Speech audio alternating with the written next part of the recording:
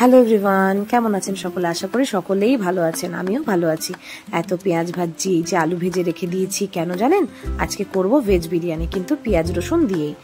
Veg biryani বলার একটাই কারণ, যার জন্য আজকে বিরিয়ানিটা বানাচ্ছি না, সে ঠিক আমার শ্বশুরবাড়ির উল্টো দিকে থাকে। সে কিন্তু পড়াশোনার সূত্রে এখন বর্তমানে দিল্লিতে থাকে। শ্রাবণ মাসে কিছুদিনের জন্য সে ছুটি কাটাতে আসে তার মা বাবার কাছে। আর মা বাবার কাছে যখন চলে আসে, আমি তখনই একটা কথাই জিজ্ঞাসা করি, বাবু এবার কি খাবি? ও কিন্তু প্রত্যেকবারের মতো একটা কথাই বলে আমাকে, যে আন্টি বিরিয়ানি। তো সেই জন্য কিন্তু বিরিয়ানি তোড়জোড় আমি এখানটাতে শুরু করে দিয়েছি।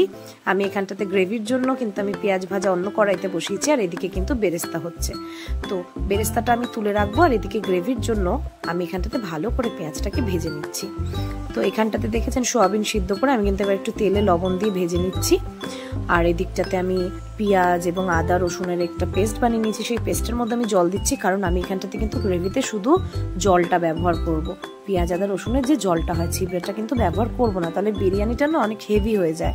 আর এখানটাতে দেখেছেন পুরো পাতলা জলটাই কিন্তু আমি এখানটাতে ব্যবহার করলাম। আমার এদিকে পুরো গ্রেভির পেঁয়াজটা ভাজা হয়ে গেছিলো, আরও একটু জল দিলাম, কারণ আলুগুলো কিন্তু সেদ্ধ হয়েছিল না।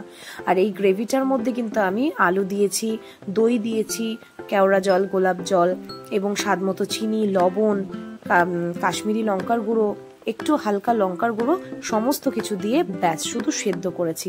আর কিচ্ছু কিন্তু এখানটাতে কোনো কষাইনি আমি কোনো কিছুই, পুরোপুরি এগুলো কিন্তু সেদ্ধ হচ্ছে। এখন সেদ্ধ কিন্তু প্রায় হয়ে গেছে 90% মতো।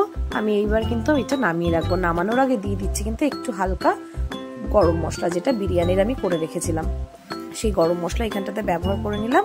আর এদিকে পুরোপুরি হয়ে গেলে ওদিকে কিন্তু আমি ভাতের জন্য কিন্তু জলও চাপিয়ে দিয়েছি, যে ভাতটা কিন্তু ওদিকে হয়ে যায়।